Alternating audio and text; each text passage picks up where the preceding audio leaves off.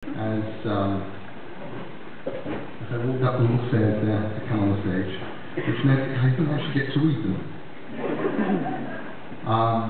And honestly, for doing impromptu answers to questions really helps to see the questions beforehand. So, what you're going to get here is seriously impromptu, which means they may not even be funny. What was your inspiration to write Coraline? That's from Emma, age 9. I wanted to write a story for my daughter Holly. And Holly is now 24 and frighteningly normal. But when she was 4, she would have spooked Wednesday Addams. She was this very small child who never smiled, and just looked.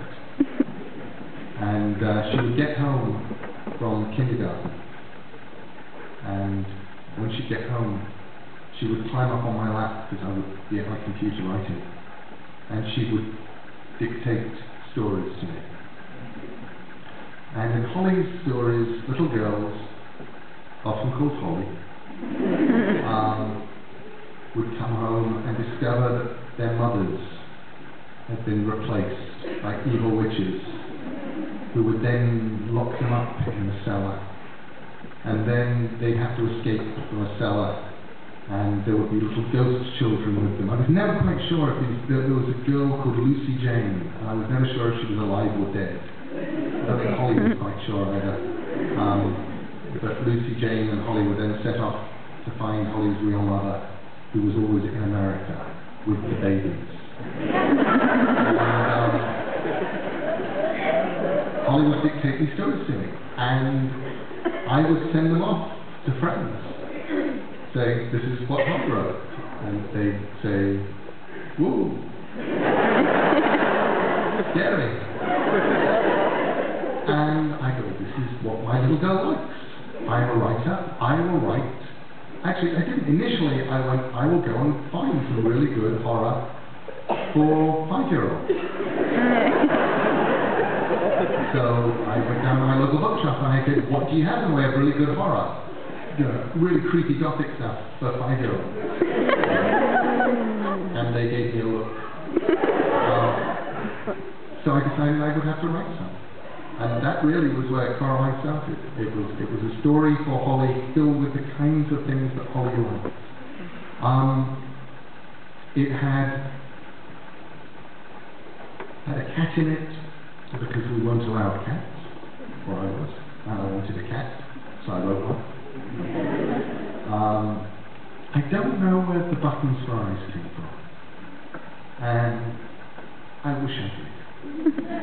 If I had a rectangular machine capable of transporting me through time and space,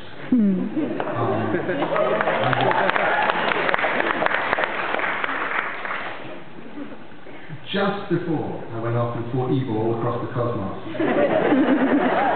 I would go back to 1990, 1991, and I sort of sidle over me and say, "Have you thought of the button eyes yet?" And if he said, "I don't know what you're talking about," I'd say, "Good, good, good. Just pay attention when you do." For the rest of your life, people are going to be asked to move. No idea at all where the button eyes came from. That's sort of neat. Like a matched pet. Next one says, "What made you think of writing the Graveyard Book?" It was actually a few years even before that. It was 1986-ish. And 85, 86. And my son Mike, who is now 26, works as a software programmer at Google, and what he really likes doing recreationally is riding his bicycle. And he does things like 2-person, 2-day races through the Death Valley, 500-mile races. But he was younger then, and he had only a little tricycle. And he liked riding his little tricycle. But we live in this very, very tall, very, very thin, spindly house. And pretty much every room in this house was connected to another room by stairs. And 2-year-old tricycle stairs, death. Oddly enough, that isn't where the graveyard book idea comes from. Where it comes from is the fact that I then realised that I couldn't really let him ride his little tricycle around the house. So I would take him across the lane every day to a graveyard, and he would pedal his little tricycle industriously between tottering old gravestones. And I would sit in the sun and read my book. And one day I looked down at him and I just thought, you know, he looked so incredibly at home. But it's sort of strange that a 2-year-old boy looks so incredibly at home amongst the gravestones. And I thought, I could write a book like that. I could write a book about a dead kid. A living kid gets brought up by dead people. And I could make it like the Jungle Book. And the Jungle Book is called the Jungle Book. And this will be called the Graveyard Book. And that's about somebody who is brought up by animals in the jungle and taught the things that jungle animals know. And this will be about somebody who's brought up by dead people and taught the things that dead people know. That was it. So I ran up to my study and I wrote about a page and a half. And I looked at the page and a half that I'd written and I thought, you know, I'm not very good at it. It's definitely not good enough to do justice to this idea. So I put it up. And every 8 or 9 years I'd go back and grab a sheet of paper and try and write another few pages. I always write the same scene over again, the baby arriving in the graveyard and dead people arguing. And somewhere in there I thought, you know, I'll just put it off until I'm good enough. And then, round about 2004, I thought, I'm not getting any better. And it really doesn't matter if I'm good enough or not. So that was when I started it.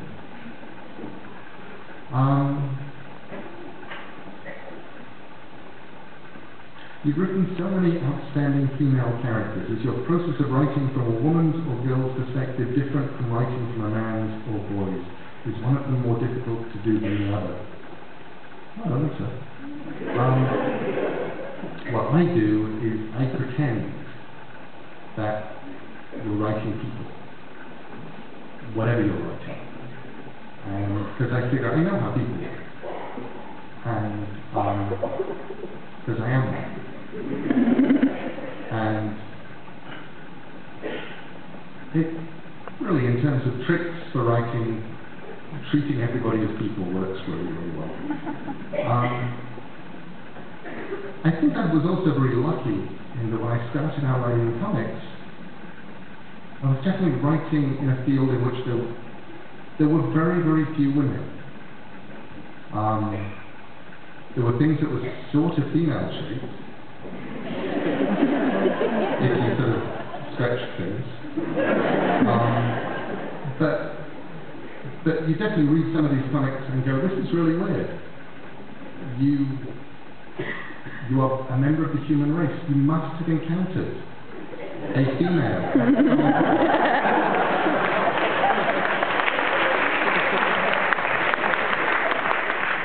Either one gave birth to you, or one found you in the street, or something like that. So I definitely resolved at that point. I wanted to write women who seemed like the kind of people I knew, who happened to be female. And I tried to do that. As an artist-creator, how has the rise of social media, such as Facebook and particularly Twitter, affected not just your interactions with your fans, but your work itself? I'm not sure that it's affected the work in any way, shape or form. definitely affects the interactions with fans. I felt guilty about people standing out here in the cold and the fog for hours before I got here. And, you know, I've seen photographs if you look at them. That would never have happened 8 years ago. I would never have known you were standing here being chosen. I don't know. I like the immediacy, but I don't think it actually affects the work. The work is the work. And that's something you have to, you know, turn off Twitter and abandon Facebook and shut down your email and go and do.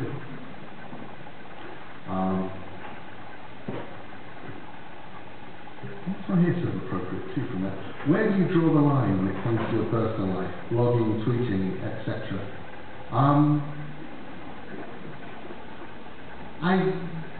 I know there is a line. I'm not entirely. I could tell you from a sort of gut perspective what I think belongs on one side and what belongs on another. And then, of course, over the last 8 months, I've wound up with a girlfriend who is convinced there is no line.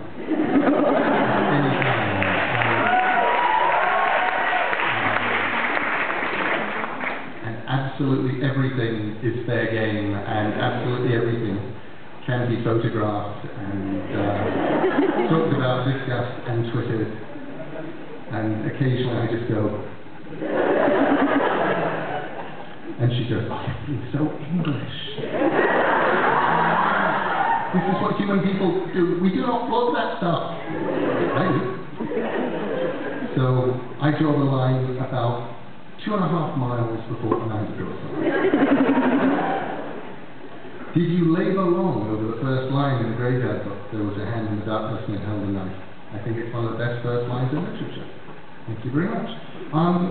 No, I laboured long in a weird kind of way over that first 2 or 3 pages, the first scene with the Jack, which I wrote and then put to one side and didn't do anything at all with for years. I went off instead and wrote The Witch's Headstone and then came back to it and barely remembered having written it, and there it was. And it was almost as if it had been left for me by elves. When can we expect to see you again at DragonCon?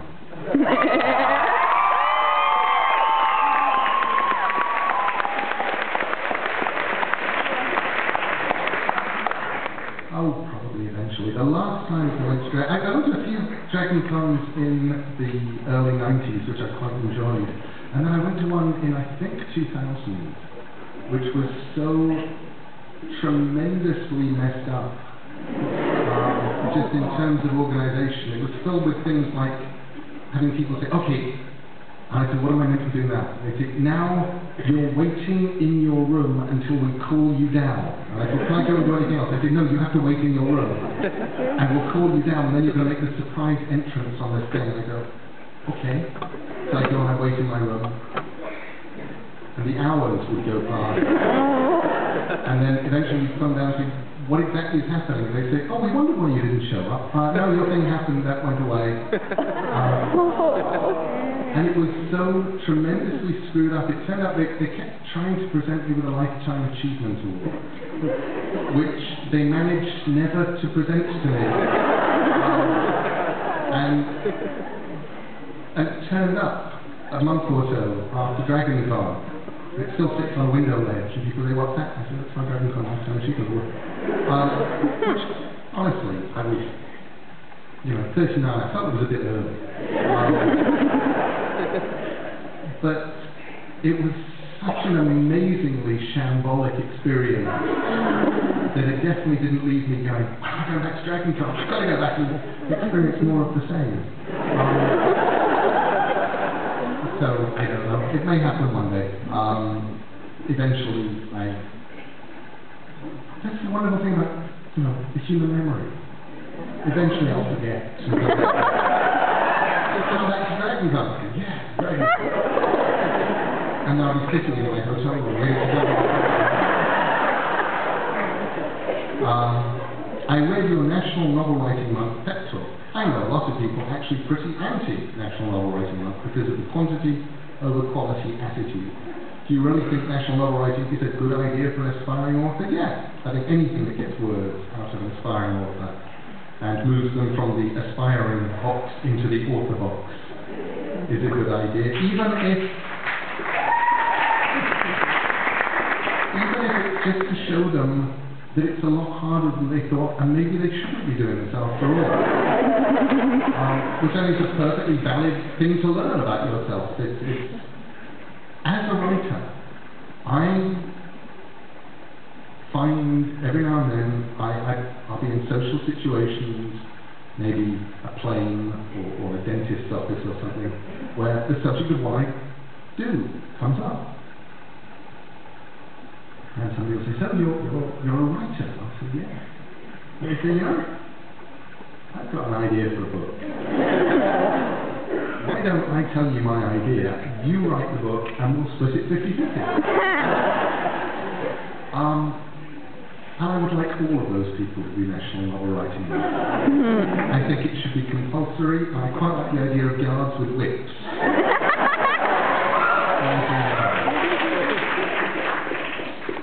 What inspired you to include Rock City in American Gods? Driving south. It was one of those things where the very, very beginning of American Gods, when it was still sort of this thing in my head, I drove south. And there was a point where I got somewhere on the outskirts of rural Rock City. I think it may have been Chicago. And I saw my first barn with "Come see Rock City, the world's wonder" on it. I thought it must be somewhere around here. Did that thing where you drive for thousands of miles, going, this has to be the most amazing place in the world, because they painted it on all of these roofs. And then I got there. And it was somewhere in that weird little fairy tale place where you've gone through all of these odd sort of nothing places, and then you're watching something that might conceivably be Snow White as made from animatronic things by somebody who was very drunk and very sad.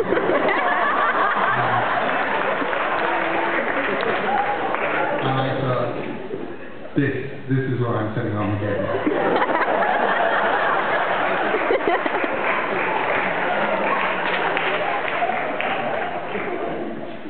Can you tell us about the Graveyard Book movie? Not really. There isn't an awful lot to tell. Neil Jordan, who's a wonderful writer and director, has written the script. And it was with a big Hollywood movie studio. And then the big Hollywood movie studio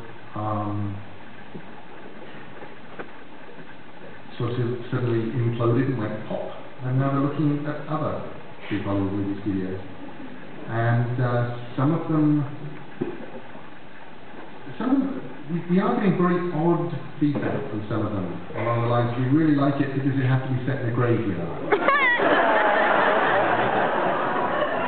And could you change it so his family don't die at the beginning?